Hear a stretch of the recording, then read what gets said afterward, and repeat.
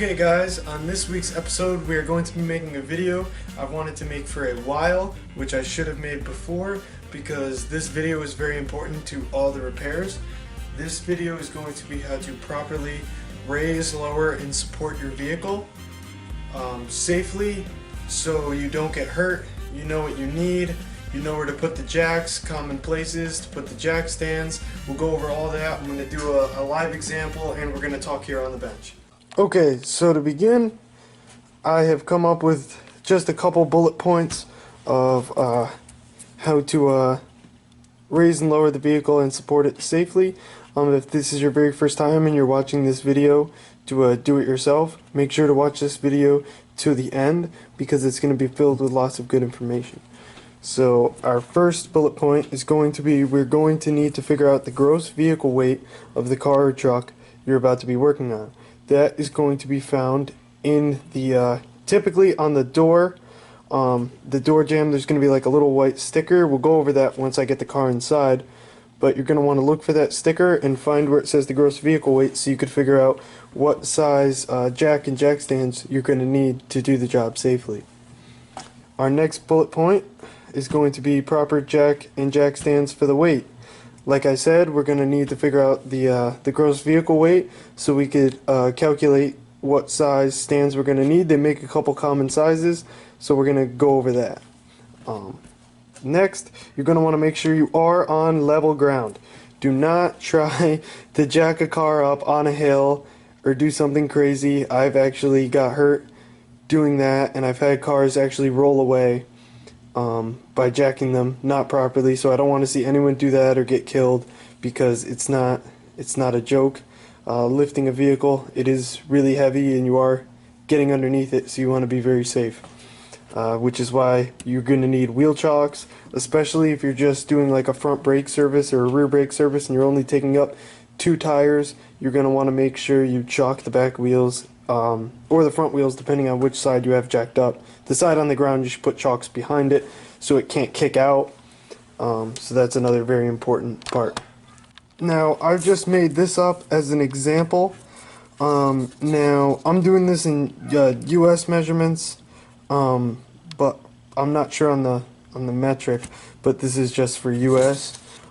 So 1 US ton, because all this stuff, all like the jacks and the jack stands are going to be ton amounts. So 1 US ton equals 2,000 pounds. So if you have a car, I just made this up. This really doesn't go to anything. I just made it up as an example.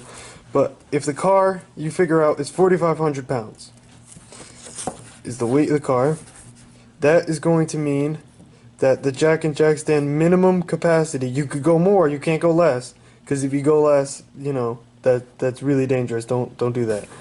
But the minimum you're going to need is 2.25 tons. So 2.25 tons is going to be a jack stand. So your average 3-ton jack and jack stands will get the job done. So now I'm going to show you a couple different jacks and jack stands, and just so you have an idea of what to look for. As you guys can see, I'm in the driver door, and here is that white sticker I was talking about before. As you can see, what we're concerned about is going to be the gross vehicle weight right there, which is pretty much what we did our calculations for. So I would feel comfortable about 3 tons or more on this vehicle. So yeah, but you could use 2.5, but I would probably go with 3 just to be a little on the safe side. But that's where you would find the gross vehicle weight. So I have 2 different size jack stands here on the bench, just so you get a comparison. Now this one here is going to be your more heavy duty 6-ton. So that's more for like trucks and like SUVs that have a higher weight to them. But I also prefer these on smaller cars too, because they could actually lift the car much higher. As you can see, they're going to lift it way higher than that one. And this one over here is going to be just your standard 3-ton jack stand, and this will work on most passenger cars and some smaller SUVs and like hatchbacks, stuff like that. So now let's talk about jacks.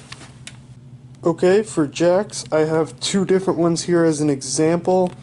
I have your full-size jack. This one is 3 tons, low profile. It's actually jacked up everything I've ever needed it to jack up. It's never given me any problems.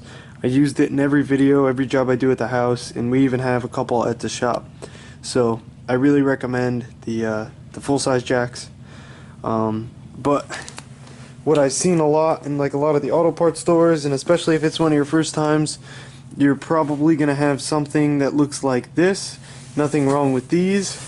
This is a 2.5 ton. This is actually my very first jack. This is what I started with. So nothing wrong with these. Just make sure that it is able to jack up the weight you're trying to jack up.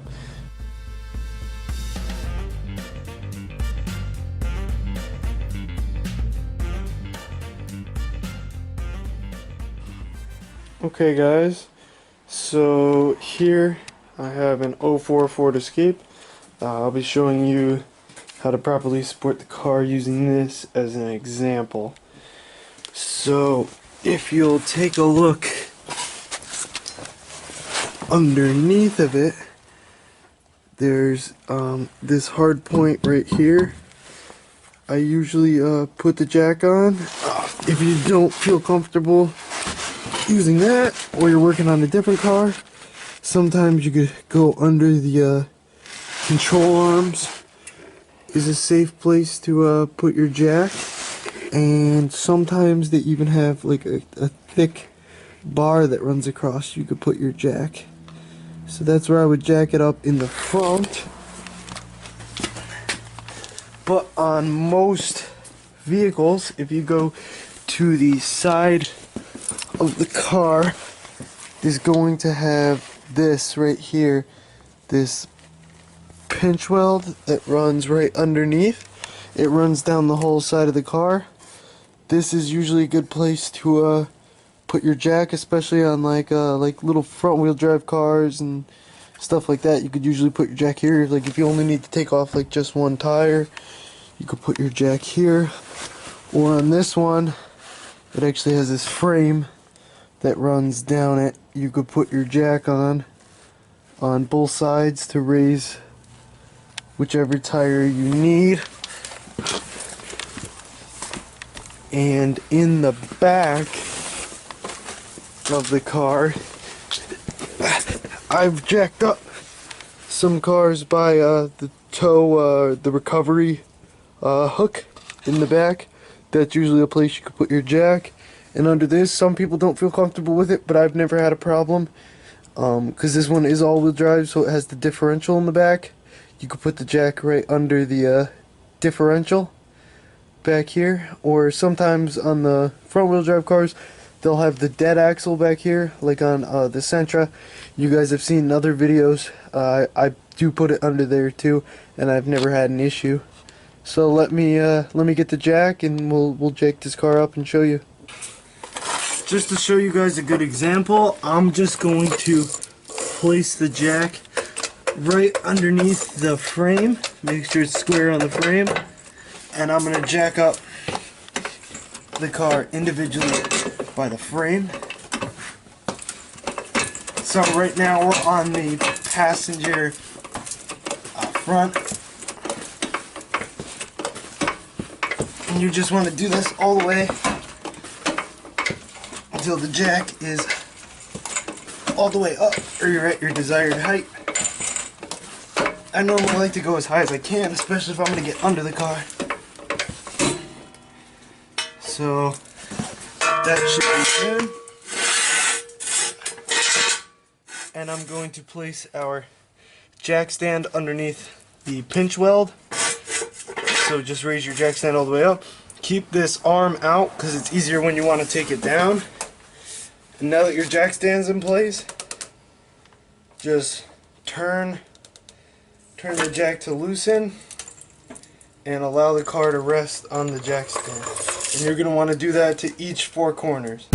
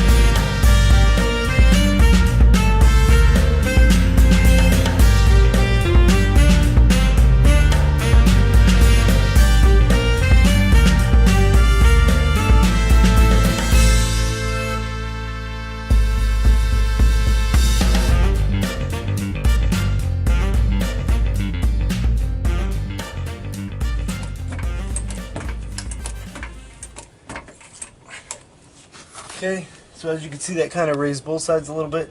So I'm just going to fix those two jack stands and then drop it back down.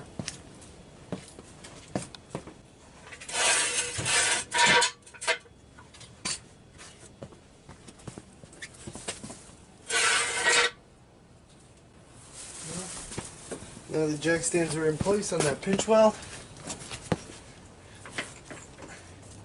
Now I'm just going to let the jack down nice and slow.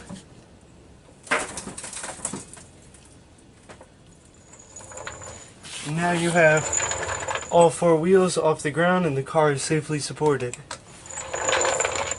Alright, so now that I've showed you how to bring the car up, I'll show you how to drop the car down. So you're just going to put your jack. I found out that this spot right here works really good because I can get both back tires at once. So I'm just going to jack it back up here so the weight of the car is off of the jack stands. And now I'm just going to go around over here, and the jack stands, this lever right here that I showed you before, you just pull that lever and it drops the jack stand down, and you can easily slide it out.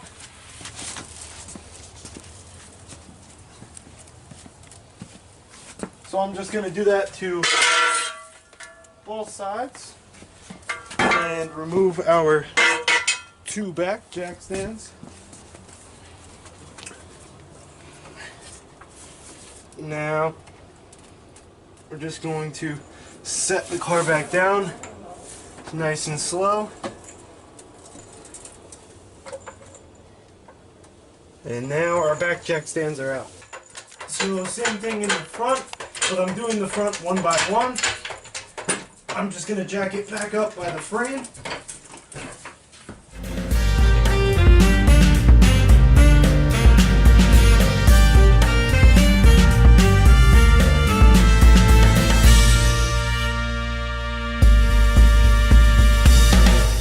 And same thing on this side. We're just going to jack it up by the frame.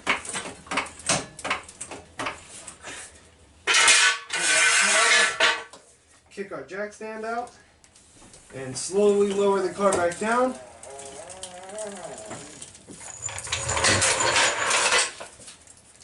And now we have all four tires on the ground. Okay guys, I really hope this video was informative. I'm going to also throw up some pictures, and all links and anything you're going to need are going to be down below. I hope you now have an understanding of how to safely raise and lower your car. Definitely, one thing I cannot stress enough is to make sure you do it on a level surface. Make sure you have the proper rated equipment, and do not trust that jack. Do not even put a finger under that car without it properly being supported on jack stands. Proper jack stands. So, just for your own personal safety, I hope this helped you out. I wanted to make this video to teach people, because I know in some videos I make, they're too long to really throw this part in. I've had to jack up the car and stuff. I normally just chop it out. So I hope this helps anyone that needs to know how to do that step. So thanks for watching. We have weekly videos that come out every Friday. We have a Facebook fan page. All links and everything, like I said, are going to be down below. So check back next Friday. Give us a thumbs up. Make sure you subscribe. These videos do take us a while. And we'll catch you in the next one.